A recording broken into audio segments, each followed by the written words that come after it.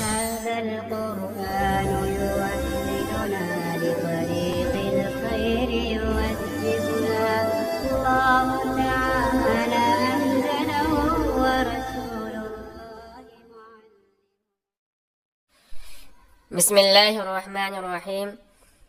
فعلتن در ثلاثی مجرد برائے مرتن آید. ابھی ثلاثی مجرد کے اوزان کا بیان ہوا تھا اور یہاں ان اوزان میں سے کچھ مصادر کی خاصیتوں کو بیان کر رہے ہیں. تو کہہ رہے ہیں کہ ایک مصدر ثلاثی مجرد کا فعلتن. فعلتن در ثلاثی مجرد برائے مرتن آید. کہہ رہے کہ فعلتن کے اوزان ثلاثی مجرد میں کسی کام کے ایک مرتبہ کو بتانے کے لیے آتا ہے. کیوں ضربتن یک بار زدن، جیسے کہ ضربتن ایک مرتبہ مارنا.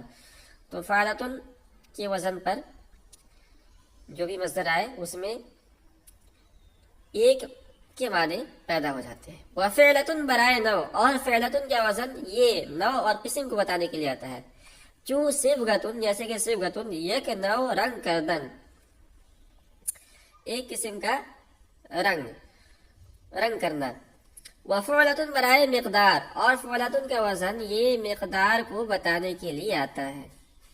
چو اکلتن و لقمتن، جیسے کہ اکلتن اور لقمتن. اور اس کے بعد ہے فائدہ. برائے مبالغہ صیغہ فعال آید. کہہ رہے کہ مبالغہ کے لیے فعال کا صیغہ آتا ہے. چو ذرابن، جیسے کہ ذرابن. وفعال، اور اسی طرح مبالغہ کے لیے ایک وزن آتا ہے فعال. چو طوال، جیسے کہ طوال. وفعیل، تیسرا وزن مبالغہ کا آتا ہے فعیل. چو حاضر، جیسے کہ حاضر. چوتھا وزن آتا ہے فعیل. چو علیم، جیسے کہ علیم. تو یہ چار وزن ہو گئے مبالغہ کا. پہلا وزن ہے فعال، دوسرا وزن ہے فعال، تیسرا ہے فعیل اور چوتھا ہے فعیل. بات یہ پوری ہو گئی. اب آگے اس میں مبالغہ اور اس میں تفضیل کے درمیان، یعنی کہ لیے مبالغہ کے صیغہ اور اس میں تفضیل کے صیغے کے درمیان فرق کو بتلا رہے ہیں. اتنی بات تو جانتے ہیں کہ اس میں تفضیل کے اندر معنی مصدر کی زیادتی ہوتی ہے اور مبالغہ بھی زیادتی کو بتلانے کے لیے آتا ہے. پھر دونوں کے اندر فرق کیا ہے تو اس کو بیان کر رہے ہیں. کہہ رہے ہیں فرق در صیغہ مبالغہ و اس میں تفضیل. اس میں تفضیل اور مبالغہ کے صیغے کے درمیان فرق. کہہ رہے ہیں فرق در معنی صیغہ مبالغہ و اس میں تفضیل یہ. کہہ رہے ہیں کہ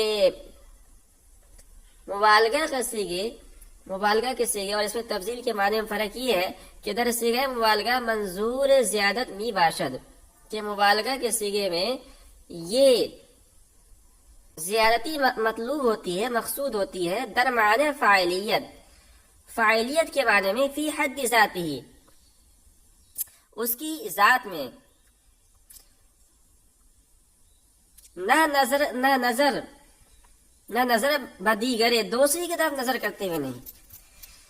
تو مبالغہ کے اندر کیا ہوتا ہے کہ دوسرے کی طرف نظر کیے بغیر فی نفسی ہی فاعلیت کے معنی میں زیادہ مقصود ہوتی ہے.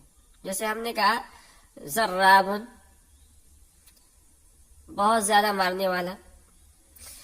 تو اس کا مطلب یہ نہیں ہے کہ جو ہے مثال کے طور پر کہا زید ضرابن، زید بہت زیادہ مارنے والا ہے.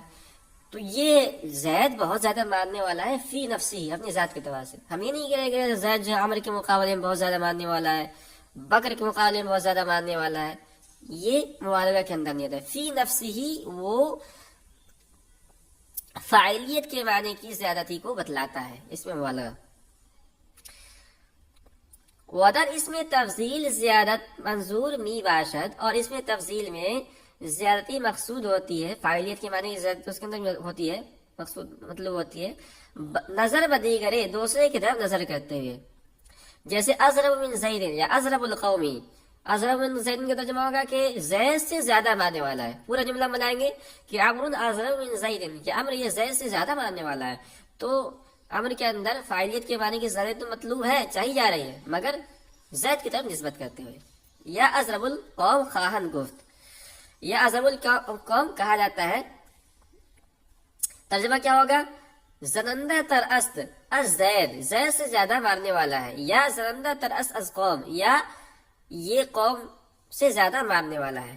اس سے پہلے کچھ لگا لیں، مثال کے طور پر زید لگا لیں، زید اضربو، عمر اضرب من زیدین، یا عمر اضرب القومی، تو اس کا ترجمہ یہ ہوگا۔ کہہ رہے ہیں اگر صرف لفظ اضربو یا اکبرو آیت، اور اگر صرف لفظ اضربو یا اکبرو آئے معنی نسبت مقدر مباشر، تو نسبت کے معنی مقدر ہوتے ہیں۔ چنانچہ مثال دے رہے ہیں، مثلا در اللہ اکبر، جیسے کہ اللہ اکبر، تو یہاں تو یہ مفضل منہ کا ذکر نہیں ہے، صرف اس میں تفضیل کا ذکر ہے۔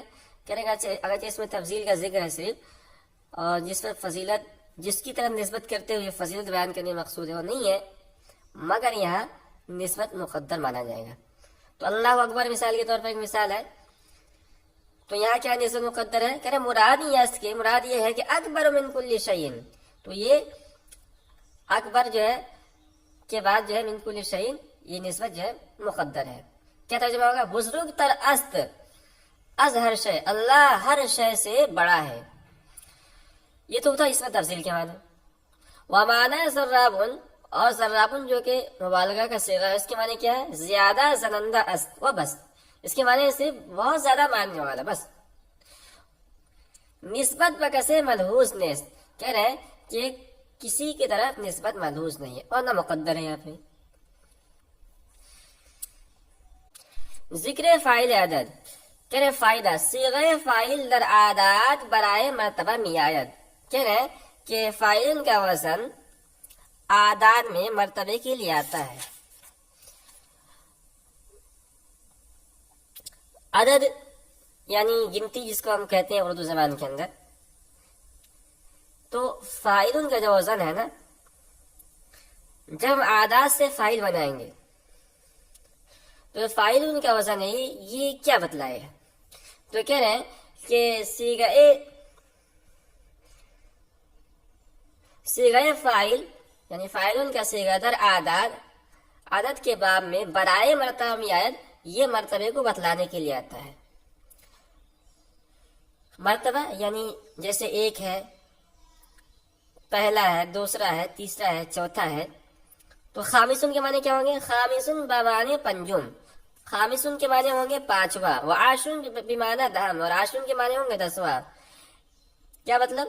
یعنی آسے در شمار بئی مرتبہ باشد، یعنی جو چیز شمار میں اس مرتبے پر ہو۔ تو پانچواں کا مطلب کیا ہے؟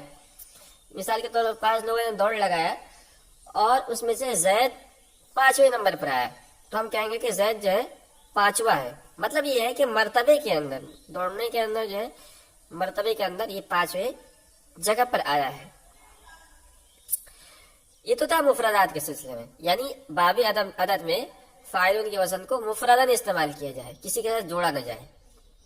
مگر در مرکبات جو سے اول را بوزن فاعل سازن وثانی را بحال خود گزارن، کہہ رہے مگر مرکبات میں، یعنی اگر مثال کے طور پر 11 بنانا ہے، 12 بنانا ہے، مگر در مرکبات، مگر مرکبات میں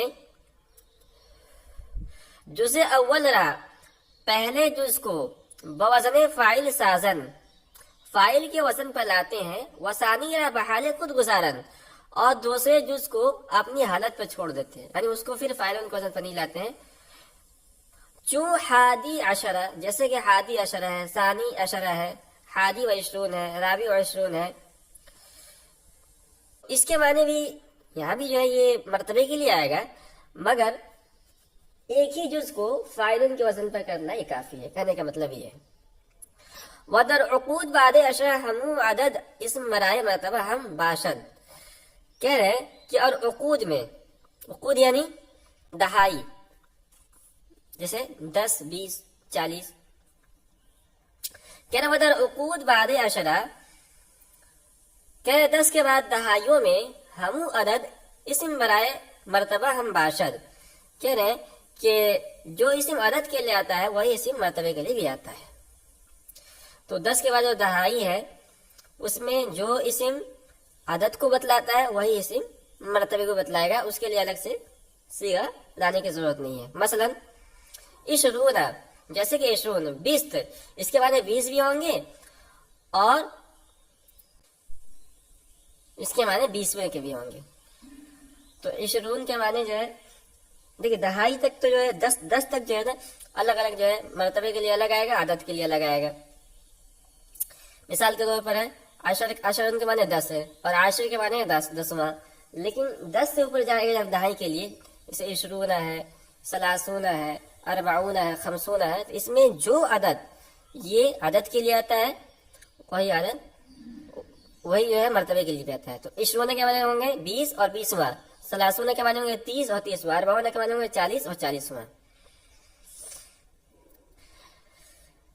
इशरूना 20 हम बाशद और बिस्तम हम, कह रहे इशरूना के माने 20 के भी है और 20वें के भी है। कह रहे जिक्र फाइल जी कजा, कह रहे हैं कि वो सीगए फाइल बराए निस्बत हम मी आयद, फाइल का जो वजन है ये निस्बत के लिए भी आता है। वही रा फाइल जी कजा को कह रहे इसको फाइल जी कजा कहते हैं। चू तामिरुन व लाबिनुन, जैसे कि तामिरुन और लाबिनुन, तो तामिरुन व लाबिनुन ये इसमें ये फाइल के सिगे हैं और इसको फाइल जी कजा कहा जाता है। तामिरुन का तर्जुमा होगा खजूर वाला और लाबिनुन का तर्जुमा होगा दूध वाला। बिमाना साहिब तमन और साहिब लबन, इसके माने हैं दूध वाला और खजूर वाला और दूध वाला। तो यहाँ पर जो है ना फाइल ये बस निस्बत के लिए आएगा। तामिर उसको बोलेंगे जो खजूर बेचने वाला है, लाबिन उसको बोलेंगे जो दूध बेचने वाला है। और इसी तरह जो है मुबालगे का जो सिगा होता है वो निस्बत के लिए भी आता है। मुबालगे के असल तो जो है मुबालगे के लिए होता है माने के अंदर, मगर कभी कभी निस्बत के लिए आता है। जैसे तम्मारून के माने ये नहीं है बहुत ज्यादा खजूर बेचने वाला, और लब्बानुन के माने ये नहीं है बहुत ज्यादा दूध बेचने वाला, बल्कि जो भी इस शोबे से दूध बेचने वाले जो है शोबे से जुड़ा हुआ है, खा वो एक पावी दूध क्यों न बेचता हो या एक ही खजूर क्यों न बेचता हो, उसको तम्मार और लब्बान से ताबीर किया जाता है। तो इसको कहते हैं फाइल जी कजा।